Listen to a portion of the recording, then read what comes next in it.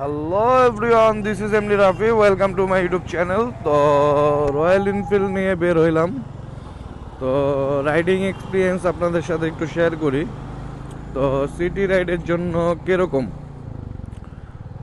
অনেকে ভাবতে পারেন যে মানে সিটিতে, হ্যাঁ স্বাভাবিক, যেহেতু আমাদের জ্যামের শহর, তো জ্যামের শহরে একটু রাইড করা মানে, যেহেতু এটা একটা অনেক বড় মাপের একটা ইঞ্জিন, বড় মাপের বলতে 350 সেগমেন্টার ইঞ্জিনের সাইজটাও সবাই জানেন অ্যাজ ইউজুয়াল অনেক বড়। তো বাইকটা স্বাভাবিক একটু হিট হবে, যেহেতু এটা একটা এয়ার কুল ইঞ্জিন, কারণ বাতাসের সাহায্যে ইঞ্জিনটা ঠান্ডা হয়। আর মূলত বাইকটা, যে অনেকে ভাবতে পারে যে 195 কেজির একটা বাইক, তো বাইকটা হয়তো ব্যালেন্স করতে বা কন্ট্রোল করতে প্রবলেম হবে, কিন্তু আসলে তেমনটা না। যেহেতু আমি বাইকটা চালাচ্ছি, আমি বুঝতে পারতেছি ব্যাপারটা। যারা রাইড করছেন তারা তো জানেনই।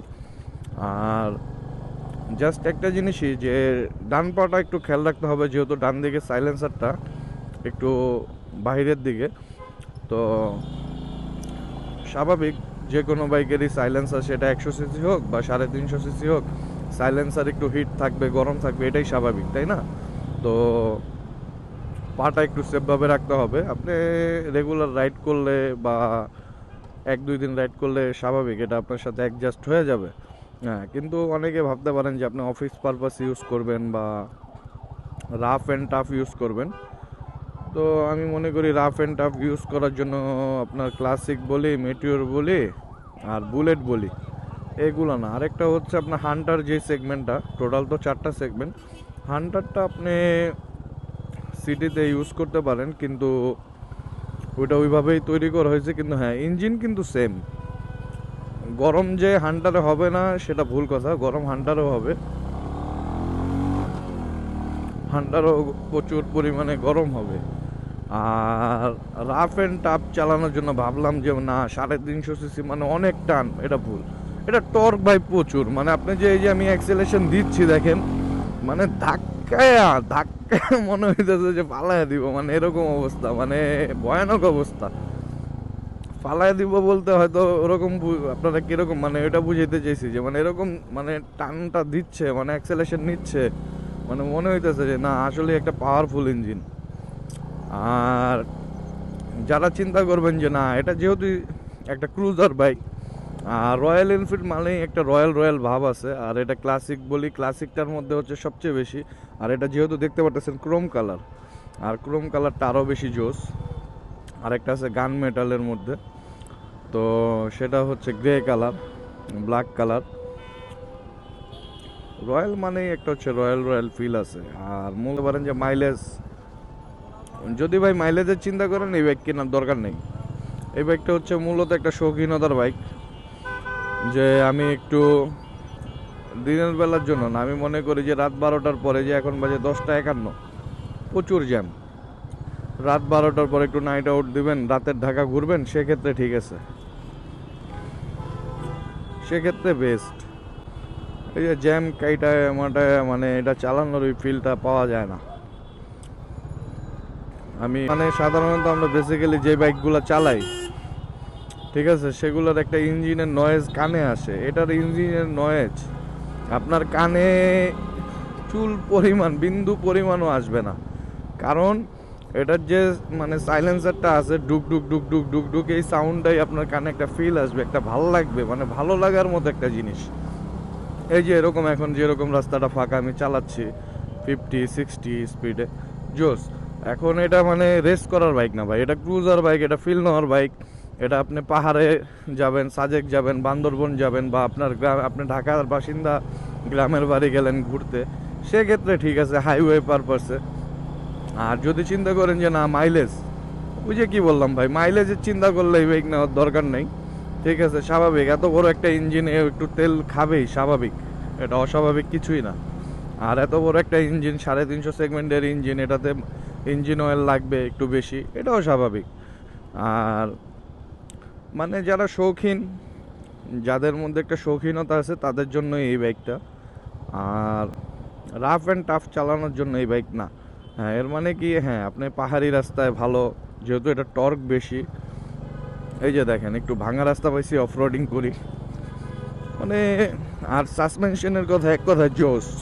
আর যেহেতু এটা ডুয়েল চ্যানেল এবিএস, ব্রেকিং অসাধারণ। আর দুটাতেই ফাইবারের ক্যালিপার ইউজ করা হয়েছে। আর ফাইবারের ক্যালিপার সবাই জানেন যে অ্যাজ ইউজুয়াল ভালো, খারাপ না। আর ডিক্সের যে প্যাডেলগুলো আছে সেটাও সাইজে বড়। আর ক্লাসিক যেটা আমি ক্রোম কালারটা চালাচ্ছি, এটা সামনের যে স্পোক রিম, সেই স্পোক রিমটার সাইজ হচ্ছে 19 আর পিছনেরটা হচ্ছে 18 সাইজ। তো মানে যেখানেই আপনি যাবেন বাইকটা নিয়ে লুক দিতে বাধ্য, ঠিক আছে। আর ক্রোম কালার মধ্যে মানে একটা রয়্যাল রয়্যাল ফিল আছে ভাই, এটা মানতে হবে। এই যে এখন জ্যামের মধ্যে চালাচ্ছি, এটা ভাই ফিল পাইতেছি না। এই যে ফাঁকা অ্যাক্সেলারেশন দিচ্ছি, ডুক ডুক ডুক ডুক ডুক ডুক সাউন্ড হচ্ছে, পর্যাপ্ত পরিমাণে ইঞ্জিন একটা বাতাস লাগবে, তখন আমার কিন্তু মানে অত হিট। এই যে অনেকে বলে যে অনেক হিটিং ইস্যু, একটু অ্যাক্সেলারেশন দিই দেখেন, মানে এটা অ্যাক্সেলারেশন দিলে মানে বোঝা যাবে যে এটা যে একটা রয়্যাল এনফিল্ডের বাইক। কাঁপায়া ফেলতেছে, কাঁপায়া অলরেডি 80 আপ, মানে কি বলবো, ভাইঙা ছুঁইরা বের হয়ে যেতেছে। এর অ্যাক্সেলারেশন মাথা নষ্ট। কিন্তু হ্যাঁ, এর মানে যে মানে ও 100 ক্রস করে যে 150 উঠায় ফেলবো 350 সিসির বাইক, যে অনেক স্পিড উঠবে, এটা ভুল ধারণা, একদম ভুল ধারণা। টর্ক প্রচুর, মারাত্মক লেভেলের টর্ক, কিন্তু জ্যামের মধ্যে প্রচুর বোরিং লাগতেছে ভাই। এক কথায় রয়্যাল এনফিল্ড বাইকটা যদি আপনি এনজয় করতে চান, আপনার একটা ফাঁকা রাস্তা লাগবে ভাই, জ্যামের জন্য না। আর জ্যামের জন্য মোটামুটি যে না, যে 350 সিসির একটা রয়্যাল বাইক চালাবো, একটা রয়্যাল রয়্যাল ভাব, সেক্ষেত্রে একটু হান্টার। আর পুরাপুরি ভাই রয়্যালের ভাব মানে যে একটা আছে, সেটা ক্লাসিক দেখলেই মানে মাথাটা নষ্ট। ক্লাসিকের ক্রোম কালারটা মানে যেটা চালাইতেছে, এটা 3টা ভেরিয়েন্ট আমার জানা মতে। একটা হচ্ছে ক্রোম রেড, যেটা আমি ইউজ করতেছি, আর এটা হচ্ছে গ্রিনের মধ্যে, আরেকটা হয়তো আমার শিওর মনে পড়তেছে না। তো গুগল করলে আপনারা বা ইউটিউব দেখলে জানতে পারবেন। মানে যারা বাইকটা মানে যে না, আমার পাশাপাশি একটা বাইক আছে, কমিউটার বাইক আছে সিটিতে রাইড করার জন্য, ওইটা আছে। আর মাঝে মাঝে আমি বাইকটা চালাইলাম বা এলাকার মধ্যে চালাইলাম বা একটু গ্রামের বাড়ি গেলাম ঘুরতে, সেক্ষেত্রে জোস। আর বিল কোয়ালিটি নিয়ে কি বলবো, মানে কোনো কম্প্রোমাইজ করে নাই এদের। মানে সুইচের যে ফাংশনগুলা, তারপর সুইচের যে স্টাইলগুলা, যে প্যাটার্নগুলো, বিল কোয়ালিটি যথেষ্ট ভালো। মানে এক সোজা বাংলা কথায় যদি বলি, মানে আমরা বাংলাদেশে এতদিন যাবে বাইকগুলো চালাইছি, এক কথায় প্লাস্টিক বাইক চালাইছি। আর মূলত আপনি যেহেতু জানেন সুজুকি বাইক চালাই, ইয়ামাহা বাইক চালাই বেশি, টিভিএসের বাইকও চালাই। তো বাজাজের বাইকটা একটু কম চালানো হয় আমার, তো ওইগুলো প্লাস্টিক বাইক।